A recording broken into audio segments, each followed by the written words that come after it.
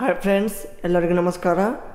ಇವತ್ತಿನ ಒಂದು ಸೆಷನಲ್ಲಿ ಭೂಮಾಪಕರ ಹುದ್ದೆಗಾಗಿ ನಡೆದ ಹಿಂದಿನ ವರ್ಷದಲ್ಲಿನ ಮ್ಯಾಥ್ಸ್ ಕ್ವಶನ್ಸ್ ಅಂದರೆ ಈ ಒಂದು ಗಣಿತ ಆಗಲಿ, ಭೂಮಿತಿ ಆಗಲಿ, ಈ ಒಂದು ಮೆಂಟಲ್ ಎಬಿಲಿಟಿ ಆಗಲಿ, ಈ ರೀತಿಯ ಒಂದು ಕ್ವಶನ್ಸ್ಗಳನ್ನು ಏನು ಕೇಳಿರ್ತಾರಲ್ಲ ಆ ಒಂದು ಎಲ್ಲ ಕ್ವಶನ್ಸ್ಗಳ ಒಂದು ಸೊಲ್ಯೂಷನ್ ವಿತ್ ನಾವಿಲ್ಲಿ ಈ ಒಂದು ವಿಡಿಯೋದಲ್ಲಿ ಡಿಸ್ಕಸ್ ಮಾಡೋಣ. ಓಕೆ, ಈಗಾಗಲೇ ತುಂಬ ಈ ಒಂದು ಭೂಮಾಪಕರ ಹುದ್ದೆಯ ಲಿಖಿತ ಪರೀಕ್ಷೆಗಾಗಿ GK ಆಗಲಿ, ಮ್ಯಾಥ್ಸ್ ಆಗಲಿ, ಜಿಯೋಗ್ರಫಿ ಆಗಲಿ, ಇನ್ನಿತರ ಒಂದು ವಿಷಯಗಳಿಗಾಗಿ ವಿಡಿಯೋ ಮಾಡಿದ್ವಿ. ಇನ್ನೂ ಆ ಒಂದು ವಿಡಿಯೋಗಳನ್ನು ಯಾರು ನೋಡಿಲ್ಲ ಅವರು ದಯವಿಟ್ಟು ಲ್ಯಾಂಡ್ ಸರ್ವೇರ್ 2024 ಅಂತ ಒಂದು ಪ್ಲೇಲಿಸ್ಟ್ ಇದೆ, ಅಲ್ಲಿ ಹೋಗಿ ನೋಡ್ಬೋದು.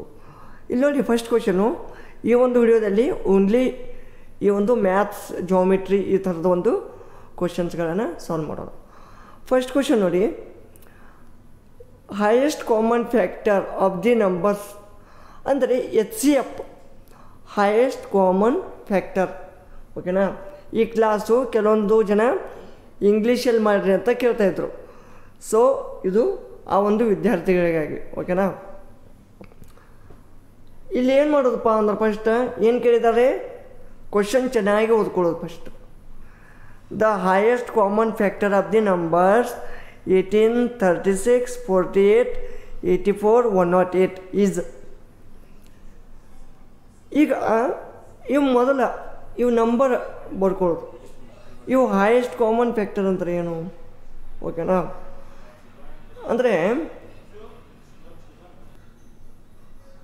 ಅಂದರೆ ಪ್ರತಿಯೊಂದು ಅಂಕೆಯಲ್ಲಿನ ಕಾಮನ್ ಫ್ಯಾಕ್ಟರ್ ಏನೇನಿದೆ, ಹೈಯೆಸ್ಟ್ ಯಾವುದು.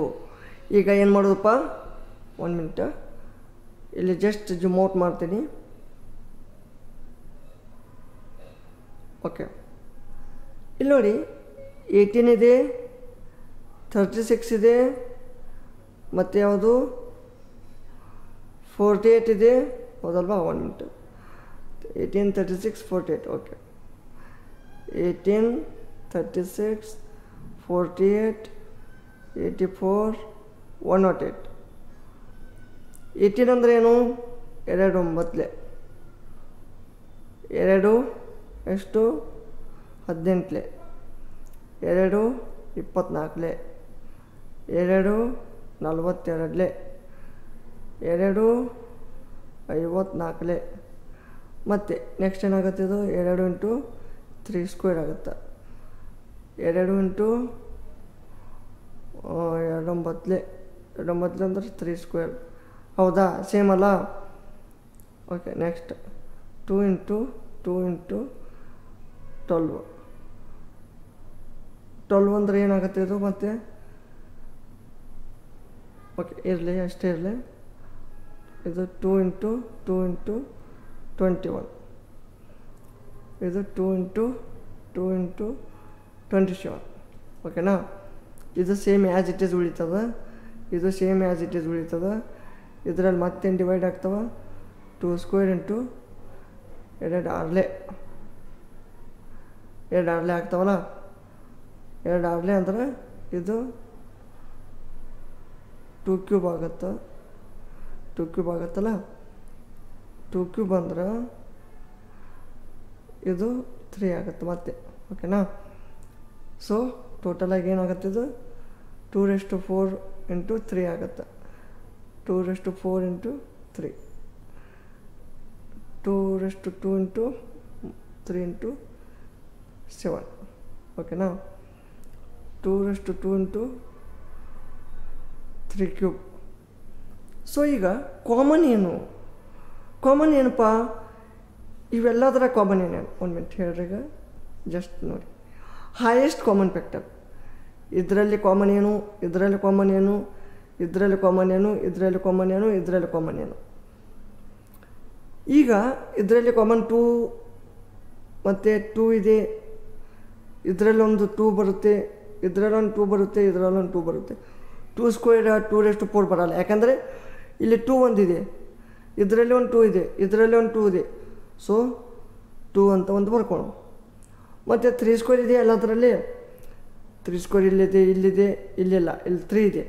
ಸೊ ಇದರಲ್ಲಿ ಒಂದು 3 ತೊಗೊಳ್ಳೋಣ, ಇದರೊಂದು 3 ತೊಗೊಳ್ಳೋಣ, ಇದರೊಂದು 3 ತೊಗೊಳ್ಳೋಣ. ಓಕೆನಾ,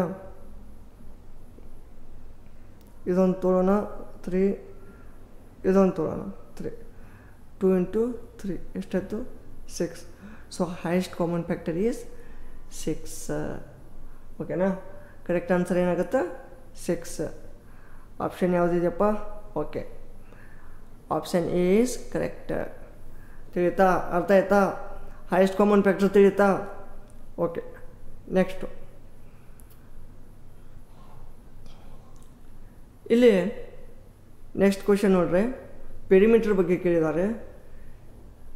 the perimeter of a square whose diagonal is 10 units is. ಅಂದರೆ ಇಲ್ಲಿ ಡಯಾಗೋನಲ್ ಕೊಟ್ಟಿದ್ದಾರೆ, ಡಯಾಗೋನಲ್ ಎಷ್ಟೈತೆ ಅಂತ ಕೊಟ್ಟಿದ್ದಾರೆ, ಬಟ್ ಪೆರಿಮೀಟರ್ ಕೇಳಿದ್ದಾರೆ. ಈಗ ಸ್ಕ್ವೇರ್ ಅಂದರೆ ಏನು? ಸ್ಕ್ವೇರ್ ಅಂದರೆ ಇಷ್ಟು. ಓಕೆನಾ, ಎಲ್ಲ ಸೇಮ್ ಇರ್ತಾವೆ. ಎ ಎ ಎ 4 ಭುಜ ಸೇಮ್ ಇರ್ತಾವೆ. ಇದು 4A ಅಂದರೆ ಏನು? ಇದು ಏರಿಯಾ. ಪೆರಿಮೀಟರ್ ಅಂದರೆ ಏನು? ಪೆರಿಮೀಟರ್ ಅಂದರೆ ಏನು? ಸಾರಿ, ಪೆರಿಮೀಟರ್ ಅಂದರೆ 4A. Sorry, perimeter is 4A. Area ಅಂದರೆ A square. A square is equal to A ಅಂದರೆ ಏರಿಯಾ. ಏರಿಯಾ ಅಂದರೆ ಎ ಸ್ಕ್ವೇರ್. ಪೆರಿಮೀಟರ್ ಅಂದರೆ ಏನು? 4 ಭುಜಗಳ ಒಟ್ಟು ಬೇರೀಸು. Okay, the sum of all 4 sides. ಓಕೆನಾ, ಸೊ ಈಗ ಏನು ಮಾಡೋದಪ್ಪ ಅಂದ್ರೆ ಸಿಂಪಲ್ಲಾಗಿ ಡಯಾಗೋನಲ್ ಕೊಟ್ಟಿದ್ದಾರೆ. ಡಯಾಗೋನಲ್ ಅಂದರೆ ಏನು? ಕರ್ಣ. ಇದನ್ನು ಕೊಟ್ಟಿದ್ದಾರೆ. ಇದು 10 ಯೂನಿಟ್ ಅಂತ ಐತಿ. ಸೊ ಇದು ಎ ಬರುತ್ತೆ, ಇದು ಎ ಬರುತ್ತೆ. ಸೊ ಈಗ diagonal of a square, diagonal of a square ಏನಾಗುತ್ತೆ? ಡಯಾಗೋನಲ್ ಆಫ್ ಸ್ಕ್ವೇರ್ ಏನಾಗುತ್ತೆ? √2 ಇಂಟು ಎ ಆಗುತ್ತೆ. √2 ಇಂಟು ಎ ಆಗುತ್ತೆ. ಎ ಅಂದ್ರೇನು? ಸೈಡ್. ಸೊ ಎ ಮೀನ್ಸ್ ಏನಿಲ್ಲಿ? Side. So diagonal of a square ಎಷ್ಟು ಕೊಟ್ಟಿದ್ದಾರೆ? 10 ಯೂನಿಟ್. 10 ಯೂನಿಟ್ ಇಡ್ರಿ into √2 into A. So A equal to ಏನು ಬಂತು? 10/√2. ಓಕೆನಾ, ಈಕ್ವಲ್ ಟು 5√2. ಇದು ಕರೆಕ್ಟ್ ಆನ್ಸರ್. 5√2 ಸೆಂಟಿಮೀಟರ್ ಕರೆಕ್ಟ್ ಬರುತ್ತೆ. ಸೊ ಇಲ್ಲಿ ಕರೆಕ್ಟ್ ಆನ್ಸರ್ ಏನು? 5√2 ಎ ಸೆಂಟಿಮೀಟರ್ ಸೈಡ್ ಬಂತು. ಬಟ್ ಪೆರಿಮೀಟರ್ ಏನು? ಪೆರಿಮೀಟರ್ ಅಂದ್ರೇನು? 4A ಅಂದಂಗೆ. ಸೊ ಈಗ ಬರೀ ಎ ಬತ್ತು, ಇದು ಇಂಟು 4 ಮಾಡೋದು ಇದಕ್ಕೆ. ಸೊ ಏನು ಬತ್ತಿದು? 20√2. So option C is correct. 20√2. Next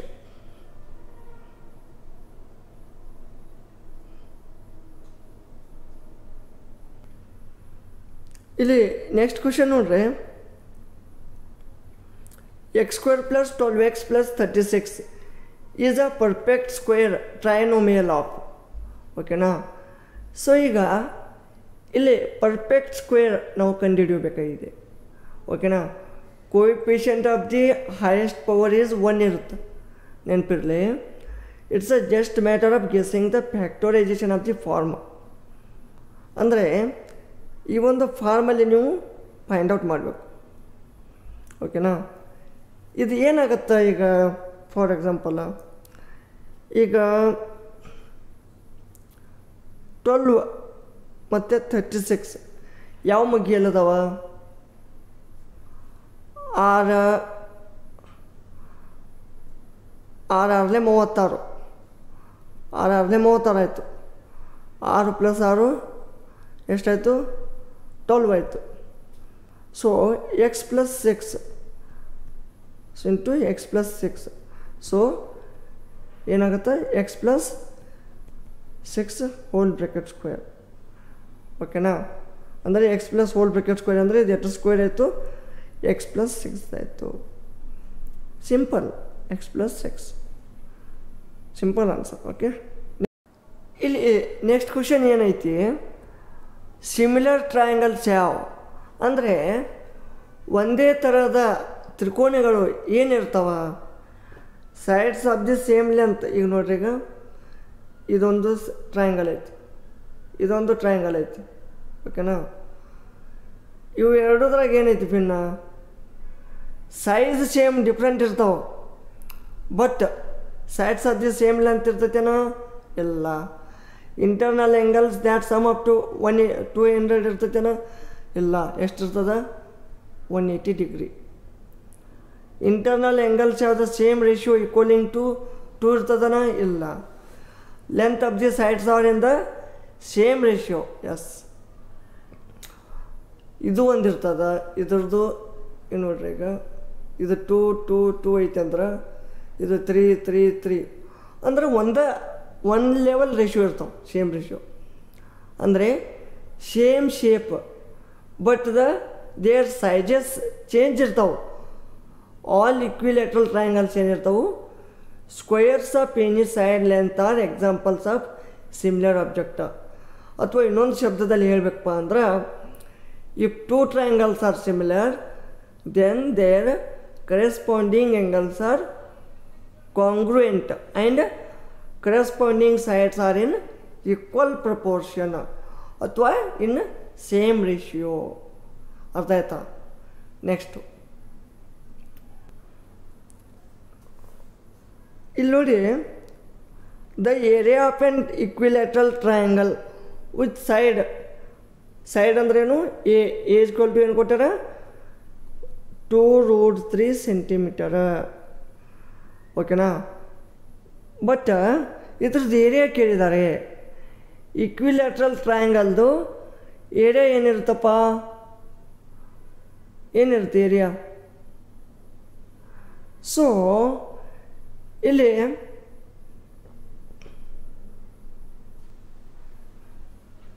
formula ನೋಡಿ.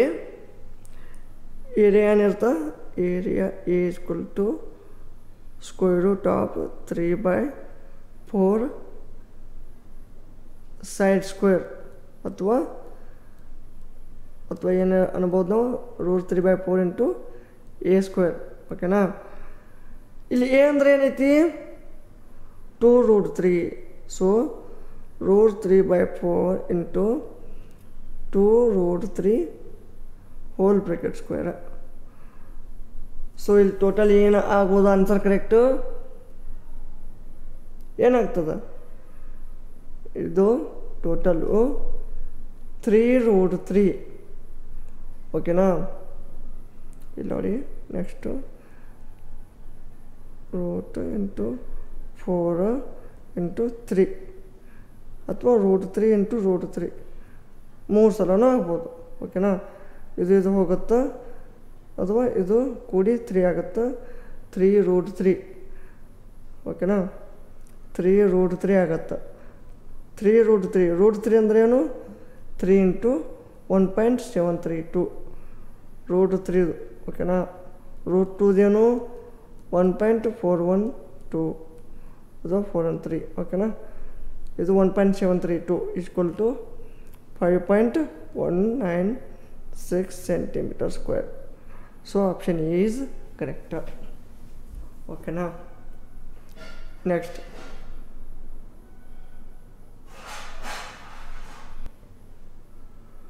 the value of k for which the pair of equations, ಎರಡು ಇಕ್ವೇಷನ್ಸ್ ಕೊಟ್ಟಿದ್ದಾರೆ. ಇವೆರಡು ಇಕ್ವೇಷನ್ಸ್ ಏನದವು? No solution. ನೋ ಸೊಲ್ಯೂಷನ್ ಅಂದ್ರೇನು? If they have the 2 equations are, if they have the no solutions means they R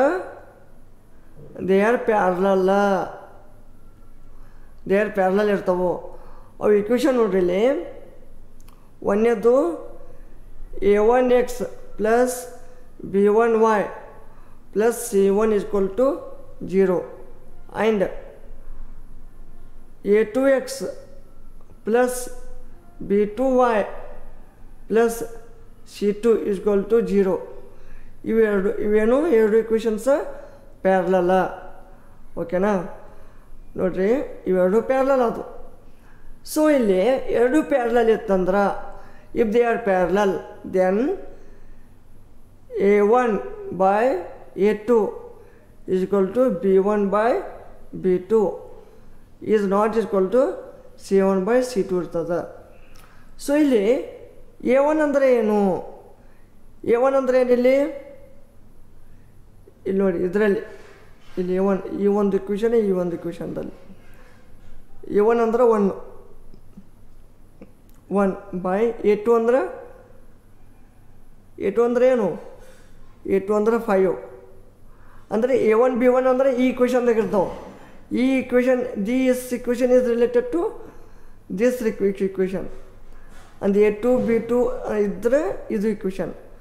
so A2 ಅಂದ್ರೆ 5 equal to B1 ಅಂದ್ರೆ 2, B2 ಅಂದ್ರೆ K. Okay, next and C1 C2 ಏನೈತಿ? C1 ಅಂದರೆ ಏನೈತಿ? Not equal to ಐತೆ. C1 ಅಂದ್ರೇನು? -3/7. ಅಂದರೆ ಈಗ ಇದು ಹೋಯ್ತು, ಇದು ಕ್ಯಾನ್ಸಲ್ ಆಯಿತು. ನಾಟ್ ಈಕ್ವಲ್ ಟು ಅಂದ್ರೆ ನಮಗೆ ಅದು ಸಂಬಂಧ ಇಲ್ಲ. ನಾವು K ಈಕ್ವಲ್ ಟು ಏನು ಬರುತ್ತೆ ನಿಮ್ಮದು? 2/5. ಓಕೆನಾ? 2/5 ಅಲ್ಲ, 2 × 5, sorry 2 × 5 equal to 10. So correct answer ಏನ್ಬತ್ತು? 10. If K equal to 10, then the above system will have no solution. ಓಕೆನಾ? 10 ಕರೆಕ್ಟ್ ಆನ್ಸರ್. ಇಲ್ಲಿ ನೆಕ್ಸ್ಟ್ ಕ್ವಶನ್ ನೋಡ್ರಿ, ಏನು ಕೇಳಿದಾರಪ್ಪ ಅಂದ್ರೆ,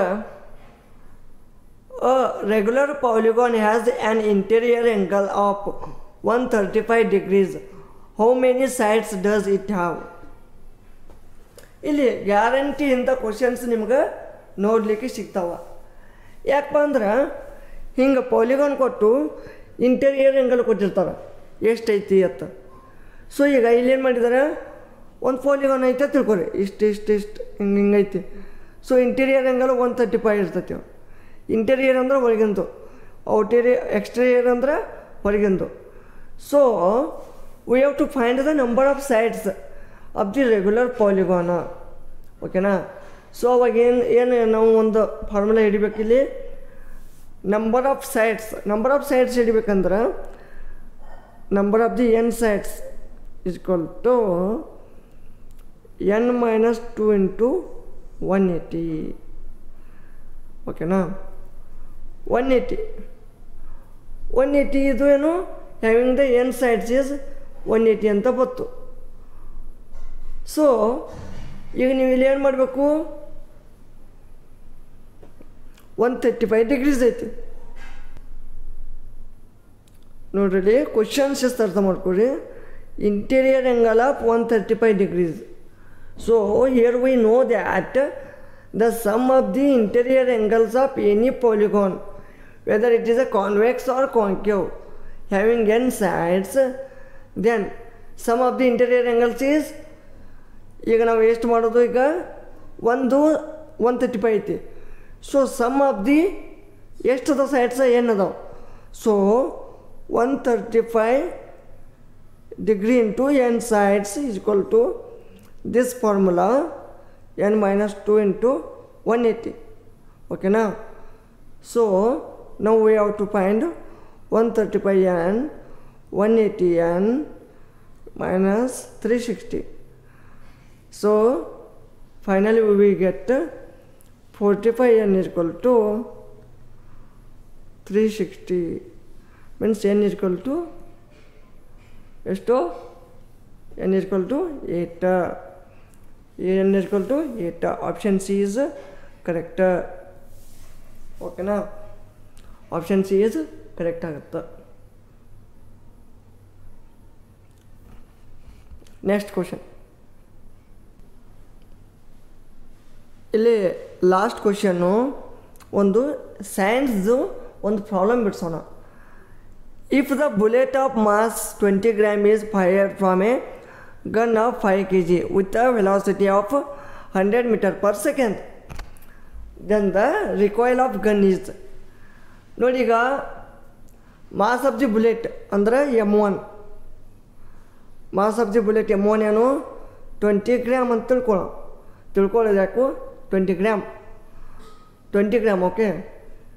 ದೆನ್ ಅಥವಾ ಇದನ್ನು ಕೆ ಜಿಯಲ್ಲಿ ಮಾಡೋಣ. 20 × 10⁻³ kg. ಆಮೇಲೆ ಮಾಸ್ ಆಫ್ ದಿ ರೈಫಲ್ ಅಥವಾ mass of the gun M2 ಇದು 5 kg. ಇದು ಕೆ ಜಿಯಲ್ಲಿ ಇರ್ತದೆ, ಇದನ್ನು ಕೆ ಜಿಯಲ್ಲಿ ಮಾಡ್ಕೊಂಡ್ವಿ. Next velocity of the bullet ಏನೈತಿ V1 100 m/s. Then the recoil of the gun ಅಂದರೆ if the recoil velocity of the rifle is given by V2, recoil of the gun ಅಂದರೆ V2. Then according to the law of conservation of momentum ಅಂದರೆ ಈ law of conservation of momentum ಈ ಒಂದು law ಪ್ರಕಾರ ಏನಾಗುತ್ತಾ, the total momentum of a system is always conserved. ಅಂದರೆ the momentum of the bullet equal to momentum of the rifle. Simple ಆಗಿರ್ಬೇಕಂದ್ರೆ M1 V1 equal to M2 V2 minus ಬರುತ್ತಾ ಇಲ್ಲಿ -M2 V2 ಎದಕ್ಕೆ here V2 is taken as a negative.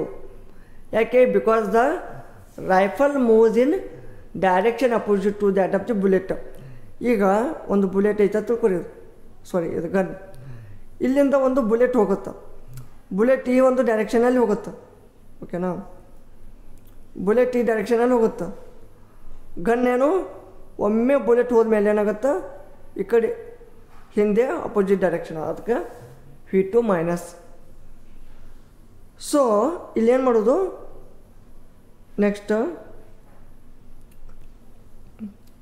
V2 equal to ಇವೆಲ್ಲ ಇಟ್ಕೊಳ್ಳೋದು, ಇವೆಲ್ಲ ಎಷ್ಟು ಏನೇನೈತಲ್ಲ -2 × 18 × 10⁻⁻1 okay.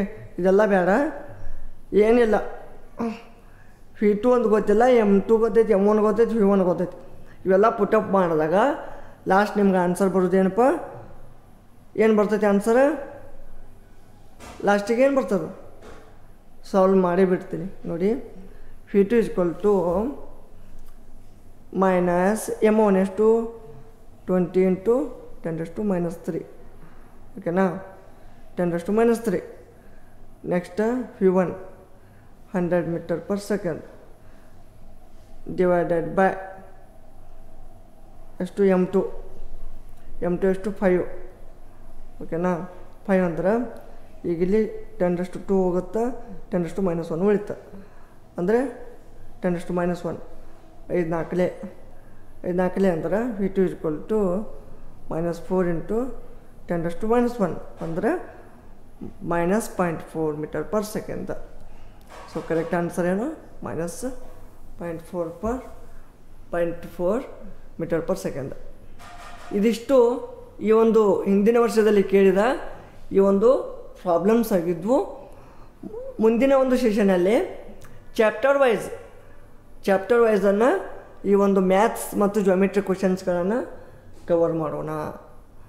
Video ಇಷ್ಟವಾದಲ್ಲಿ like ಮಾಡಿ, ಕಮೆಂಟ್ ಮಾಡಿ. ಇನ್ನೂ ನಮ್ಮ ಚಾನಲ್ಗೆ ಯಾರೂ ಸಬ್ಸ್ಕ್ರೈಬ್ ಆಗಿಲ್ಲ ಅವರು ತಪ್ಪದೇ ಸಬ್ಸ್ಕ್ರೈಬ್ ಆಗಿ. ಧನ್ಯವಾದಗಳು.